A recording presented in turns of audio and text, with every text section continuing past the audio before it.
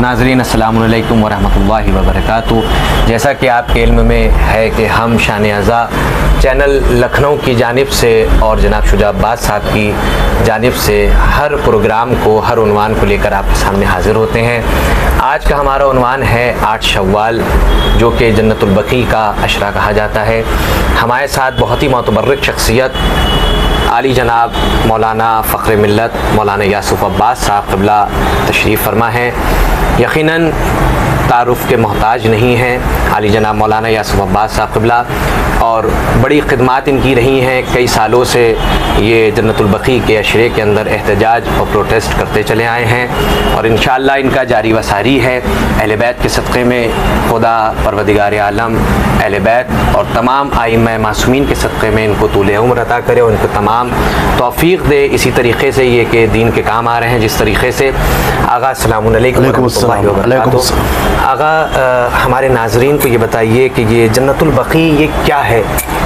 जन्नतुल बकी एक कब्रिस्तान है जो मदीने में रौज़ा रसूल के सामने है, और इस कब्रिस्तान में रसूलुल्लाह के चचा जनाब अब्बास इब्न अब्दुल मुत्तलिब की कब्र मुतहर है, और जनाब फ़ातिमा ज़हरा सलामुल्लाह अलैहा और हमारे 4 अइम्मा इमाम हसन अलैहिस्सलाम, इमाम ज़ैनुल आबिदीन अलैहिस्सलाम, इमाम मोहम्मद बाक़िर अलैहिस्सलाम, इमाम जाफ़र सादिक़ अलैहिस्सलाम।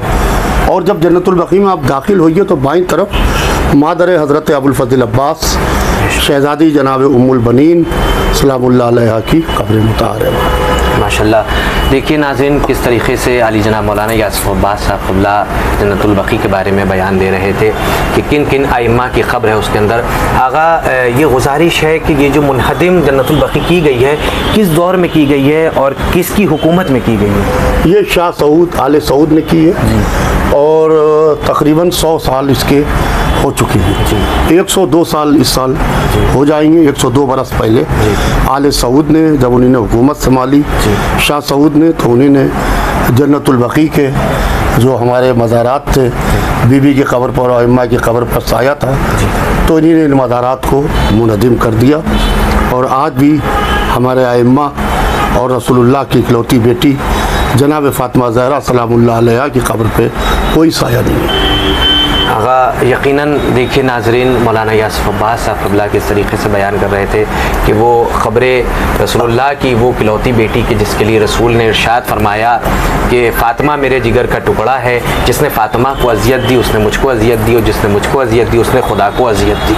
यकीनन किस तरीक़े से बहुत अफसोस और बहुत दर्दनाक और बहुत ही क़यामत का रोज़ है कि जिस दिन मुनहदिम की गई जन्नतुल बकी। आगा आप क्या पैगाम देना चाहेंगे हमारे नाज़रीन को कि इस दिन किस तरीक़े से ये दिन गुजारना चाहिए, क्या पैगाम देना चाहेंगे 8 शव्वाल के? देखिए 8 शव्वाल इनिदाम जन्नतुल बकी का दिन है। इस दिन आइम्मा बकी जनाब फ़ातिमा ज़हरा सलामुल्लाह अलैहा, हमारे 4 इमाम और जनाब अब्बास इब्न अब्दुल मुत्तलिब और बहुत सी कब्रें हैं, जनाब शहज़ादी उम्मुल बनीन, इनकी कब्रों के ऊपर कोई साया नहीं है। लिहाजा कम से कम हमको 8 शव्वाल को यौम बकी मनाना चाहिए। मैं बार बार ये ऐलान कर रहा हूँ, जिस तरीके से रमज़ान का आखिरी जुमा क़िबला अव्वल की आज़ादी के लिए यौमुल क़ुद्स के नाम पर मनाया जाता है, उस तरीके से 8वीं शव्वाल यानी ईद की 8वीं तारीख़ यौम बकी के नाम पर मनाई जाए। आप जहाँ पर भी हों वहाँ जन्नतुल बकी के लिए एहतिजाज कीजिए। आप अगर से अकेले हैं तो तन्हा एहतिजाज कीजिए, आप अंजुमन के साथ कई लोग हमराह हैं तो आप वहाँ पर एहतिजाज कीजिए। शहर के मरकज़ी एहतिजाजात में जो एहतिजाज हो रहे हैं और पूरे मुल्क में हमारे जो एहतिजाज हो रहे हैं उसमें ज़बरदस्त तरीके से एहतिजाज में शिरकत कीजिए। स्याह लिबास पहनिए, बाजू पर काली पट्टी बांधिए या माथे पर काली पट्टी बांधिए, और हाथ में ऐसा प्ले कार्ड्स लिए रहिए जिसमें आले सऊद का जुल्म बाकायदा लिखा हुआ हो, और जितने हो सके ईमेल्स सऊदी एम्बेसी को करें। मैं आपको बताऊं कि मैं हर साल 8वीं शव्वाल को शहीद स्मारक पर दिन में बाद नमाज़ ज़ोहर 12:30 बजे के आसपास वहाँ के ऊपर ज़बरदस्त तरीके से हमारा एहतिजाज एक अरसा दराज से हो रहा है। हम अपने फ़ोन से मेमोरेंडम लिखते हैं और मेमोरेंडम लिख के हम सऊदी एम्बेसी को भेजते हैं, मगर बड़े अफसोस की बात है कि सऊदी एम्बेसी के कान के ऊपर या आले सऊद के कान के ऊपर अभी तक जू नहीं रेंगी है, और वो पूरी तरीके से जिस तरीके से वहाँ के ऊपर जुल्म हो रहा है, मुसलसल जुल्म हो रहा है। आप देखिए, कोई अगर से ज़ियारत करना चाहे, दुआ करना चाहे, कोई चीज़ मस करना चाहे, उसके साथ में क्या सलूक किया जाता है, सोशल मीडिया के ऊपर सब दिखाई देता है। लिहाजा ज़रूरत इस बात की है कि जन्नतुल बकी के लिए ज़बरदस्त तरीके से सदा एहतजाज बुलंद करते रहिए।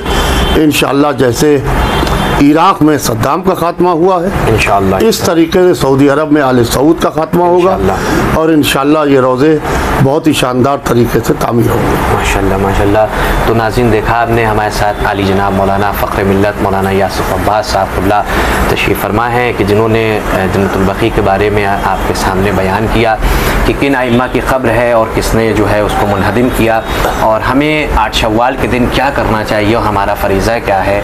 यकीनन कि हम लोग हमेशा इमाम हुसैन अलैहिस्सलाम के साथी हैं और इमाम हुसैन अलैहिस्सलाम के मानने वाले हैं, क्योंकि इमाम हुसैन अलैहिस्सलाम ने मज़लूम का साथ दिया, क्योंकि मौला ख़ुद मज़लूम थे और ज़ालिम के ख़िलाफ़ रहे। तो लिहाजा हम लोग भी हमेशा हर दौर में ज़ालिम के ख़िलाफ़ रहेंगे और मज़लूम का साथ देंगे।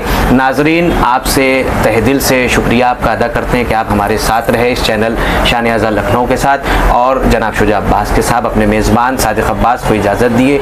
इंशाअल्लाह मुलाकात होती है। आगा आपका बहुत बहुत शुक्रिया। मैं शान-ए-आज़ा चैनल्स का और आपकी शान-ए-आज़ा चैनल्स की पूरी टीम का मैं तहे दिल से शुक्रिया अदा करता हूँ कि आप बकी के लिए सदा एहतजाज बुलंद कर रहे हैं। इंशाअल्लाह ज़रूर ज़माने का इमाम आपको मुलाहिज़ा कर रहा है। इंशाअल्लाह। बहुत बहुत शुक्रिया। अस्सलामु अलैकुम व रहमतुल्लाहि व बरकातुहू।